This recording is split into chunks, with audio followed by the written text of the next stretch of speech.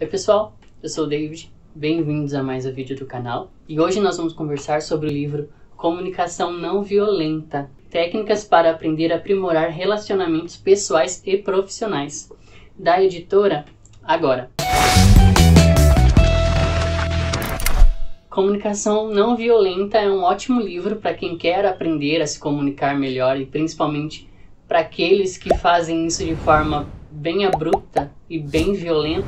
O livro tem como intuito de te ajudar a eliminar esses gatilhos que você pode ter aí para ter essa comunicação violenta. O autor dele, o Marshall Rosenberg, foi quem desenvolveu a CNV, como eu vou chamar, Comunicação Não Violenta. A CNV, se eu não me engano, deixa eu ler aqui, quando em 1963, eu acho. Deixa eu ver qual que foi a data.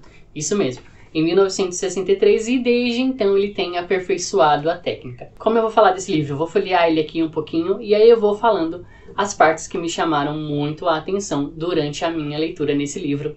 E foram poucas coisas. Brincadeira, foram muitas. Mas vamos lá. Eu comecei a ler porque eu tinha muita necessidade de aprender a me comunicar melhor e não ser tão violento na minha comunicação.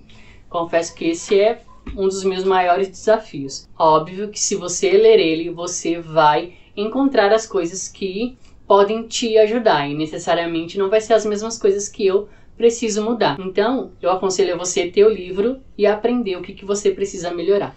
Vamos lá. Ó, aqui já no prefácio teve duas frases que eu gostei e eu vou ler. Não tem nada a ver com a comunicação CNV, né? Precisamos aprender a nos tornar a mudança que desejamos ver acontecer no mundo. E a outra é assim: o mundo em que vivemos é aquilo que fazemos dele. E aí começa assim o primeiro capítulo, do fundo do coração, o cerne da comunicação não violenta. Bom, e aqui ele já vai apresentar como é o processo da CNV, né? Como a gente precisa comunicar as nossas necessidades e como fazer isso de forma inteligente. O engraçado que ele vai falar durante todo o livro é que essas técnicas não é para manipular ninguém, mas elas são para que em conjunto a gente consiga eliminar as necessidades que cada pessoa tem. Ou seja, quando alguém se comunica com você, ela tem uma necessidade, você também. Então, como essas necessidades, ao invés de gerarem choque, elas podem ser contribuídas para esse bem coletivo. Então vamos lá. Ele vai falar dos 4 componentes aqui no primeiro capítulo da CNV, que é observação, sentimento, necessidade e pedido. E aqui ele vai reforçar muito mais a questão da observação. A gente tem que observar mais. E aí quando ele apresentar esses 4 pilares da CNV, ele vai falar isso nos próximos capítulos. O bom também é que no final de cada capítulo sempre tem um resumo, né? E também tem as técnicas de ação que ele já fez, né? Ele vai dar tipo um testemunho das técnicas que ele apresentou e ele vai dar um testemunho de como ele utilizou e como isso às vezes foi uma solução para ele. E para alguns capítulos a gente vai ter um teste, né? E aí nesse teste ele vai dar o diagnóstico de quanto que você aprendeu sobre esse assunto nesse capítulo. Bom, o próximo capítulo é a comunicação que bloqueia a compaixão. Então ele vai falar que primeiramente, a CNV, a gente precisa ter compaixão para poder falar com as pessoas. E o que me chamou muita atenção nessa parte do livro foi que a gente precisa primeiro aprender a observar. Como a gente é criado para sempre emitir um valor de juízo, e isso está enraizado em nós desde a nossa criação, a gente tende a criar bloqueios com as pessoas e a gente já emite um julgamento para ela. Por isso que às vezes falar que o santo não bateu, enfim, essas coisas, acontece quando a gente julga as pessoas.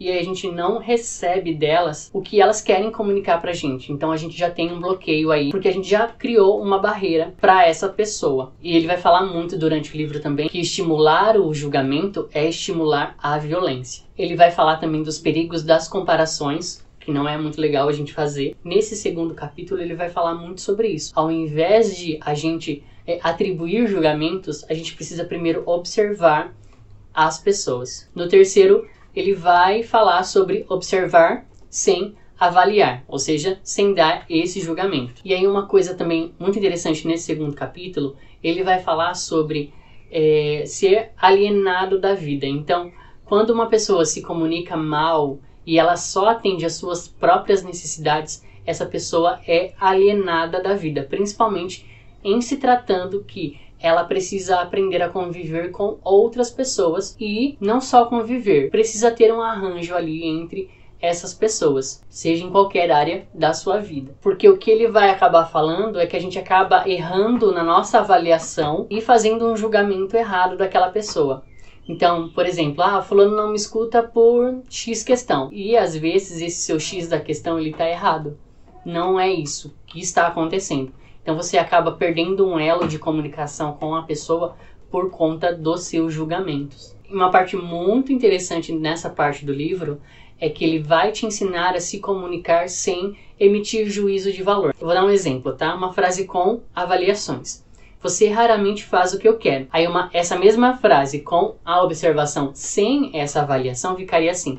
Nas últimas 3 vezes em que comecei alguma atividade, você disse que não queria fazê-la. Ele vai te ensinar a se comunicar de uma forma mais polida do que você já emitir um juízo de valor e acabar, com a comunicação com a outra pessoa. O quarto e o totalmente mais difícil para mim, que é identificando e expressando os sentimentos. Nessa parte, o que eu mais gostei durante a minha leitura foi como a gente consegue mascarar os nossos sentimentos falando uma outra frase que não tem nada a ver com aquele sentimento que a gente tem. Muitas vezes, por querer poupar a pessoa do que a gente realmente está sentindo, a gente acaba usando outras palavras que não tem nada a ver com aquilo que a gente quer comunicar, principalmente se a gente está sentindo algum sentimento ruim. A gente acaba atribuindo outros nomes para sentimentos que são válidos, mas como a gente aprende a mascarar muita coisa, a gente acaba não falando, não sendo verdadeiro com as pessoas e principalmente com a gente, A gente acaba passando por cima de tudo isso. E uma das técnicas muito legais que ele vai falar, que é bem simples, e aí você vê durante o livro, é ter um bom vocabulário. Ter um bom vocabulário para você usar as palavras que você quer realmente usar naquele momento. E durante esse capítulo também ele vai falar sobre a vulnerabilidade, que não é vergonha você se mostrar vulnerável às vezes. Isso também é uma coisa que pode gerar empatia com quem você se comunica e faz com que você seja um pouquinho humano para se comunicar também. O quinto é assumindo a responsabilidade do que sentimos. Esse aqui também é muito interessante, esse capítulo. Ele vai falar muito sobre culpar os outros. Culpar os outros não resolve. Culpar a si mesmo também não resolve. E ele vai falar pra gente ligar sempre esse sentimento a uma necessidade que a gente precisa. Ao invés de atribuir culpa a alguém, ele vai falar, pega esse sentimento que você está sentindo e tente canalizar ele para o seguinte, qual a necessidade que você queria que fosse atendida que não foi? E aí você vai gastar a sua energia para essa necessidade que não foi atendida, seja ela qual for, em qual relacionamento for também, se você pode fazer isso, também tem essa questão. E aqui vai falar um pouquinho sobre a manipulação das pessoas. Por que você faz certas coisas?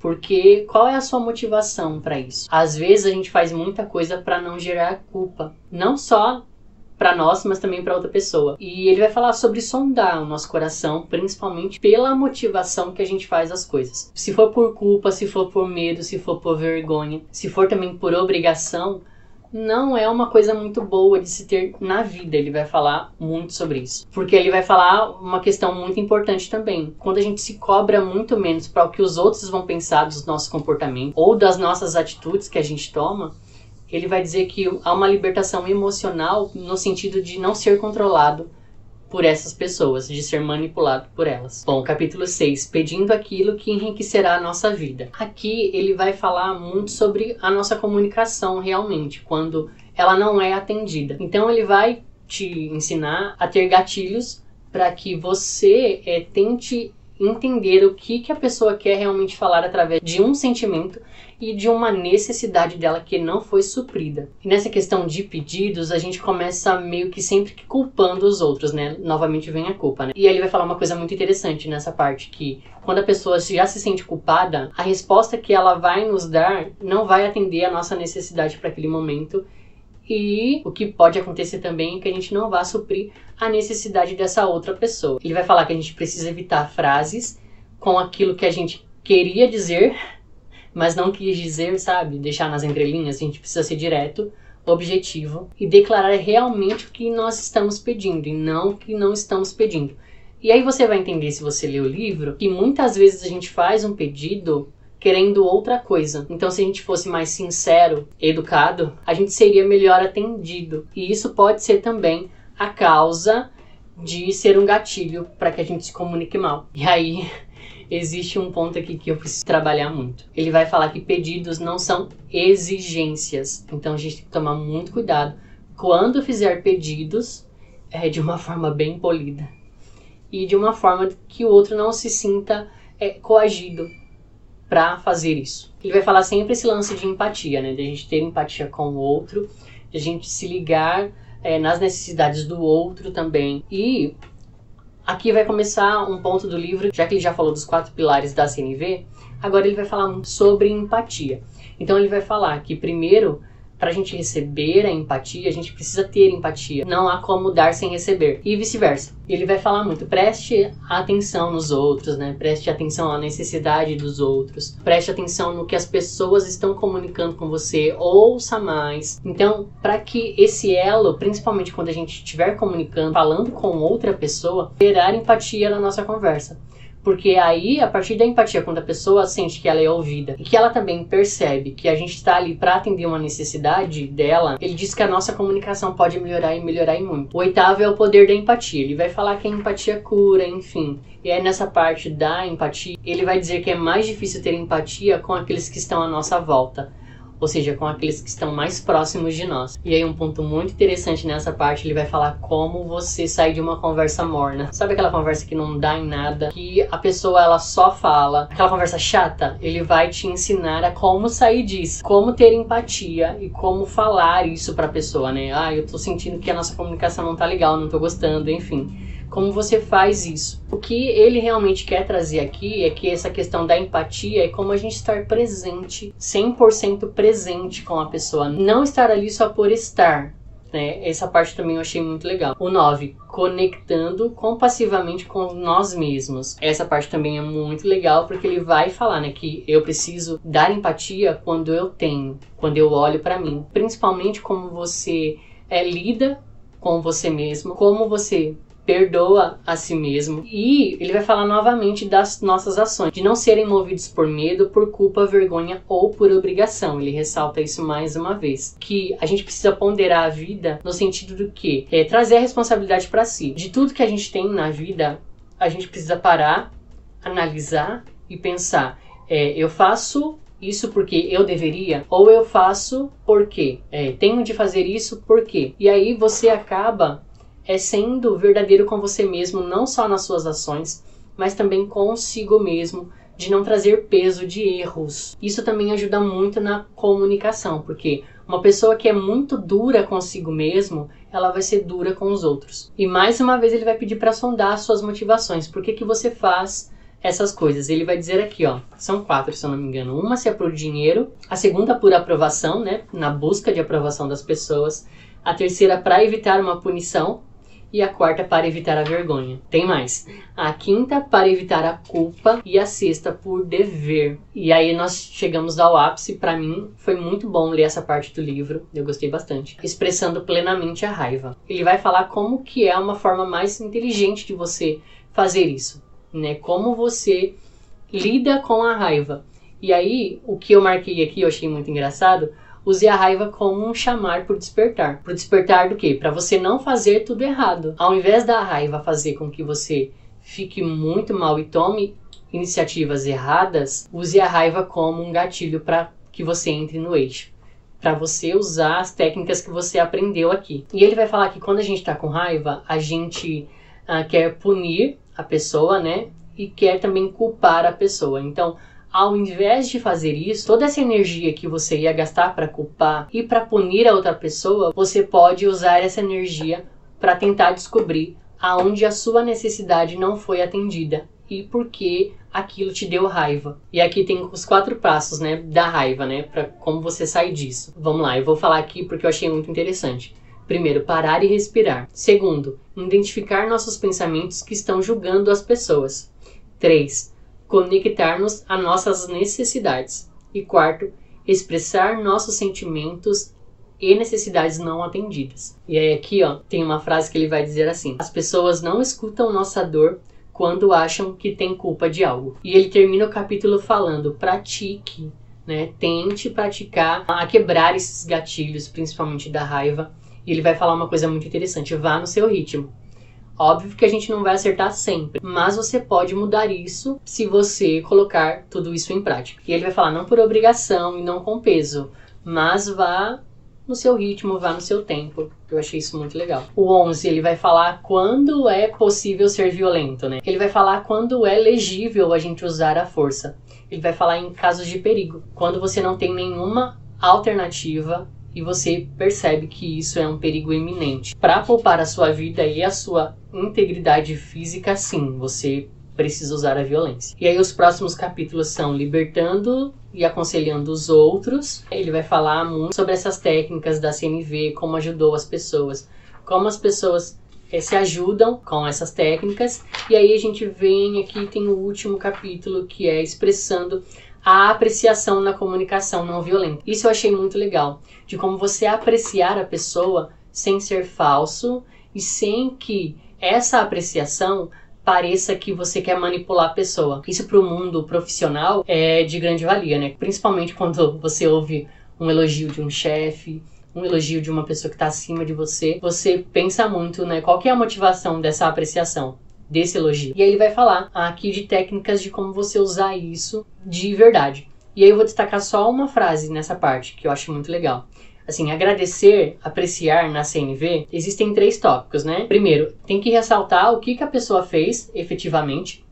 Segundo, como você se sentiu com isso. E terceiro, qual a necessidade realmente foi atendida. Então, você mostra para a pessoa que o seu agradecimento tem uma base muito mais sólida do que dizer um obrigado ou expressar um agradecimento que pareça manipulação. Ele vai falar também sobre a falsa modéstia, principalmente nessa parte. Aí tem uma frase aqui que eu achei muito legal: não seja tão humilde, você não é tão grande. Essa frase é de Golda Meir, acho que é isso o nome dela. Bom, e aí a gente tem o final, o epílogo do livro, a biografia, e no final também a gente vai ter alguns sentimentos básicos que todos nós temos, que é pra gente ter um vocabulário melhor. E aqui no livro a gente vai ter algumas palavras que nos ajudam a expressar melhor. A gente vai ter alguns sentimentos aqui e necessidades que ele vai listar para a gente poder ler e depois tentar trazer isso para o dia a dia para quando a gente tiver conflitos. Existem alguns tópicos aqui, ó. Primeiro, alguns sentimentos básicos que todos temos.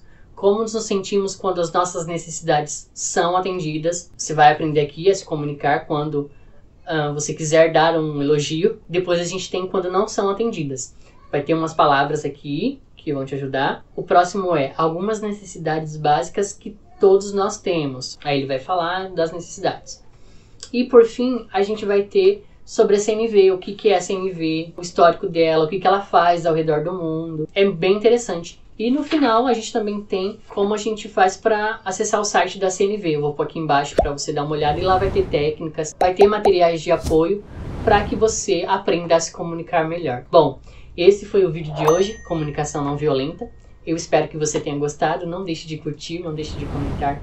Não deixe de falar o que você achou sobre a resenha do livro. Eu espero você numa próxima. Um abraço e até mais.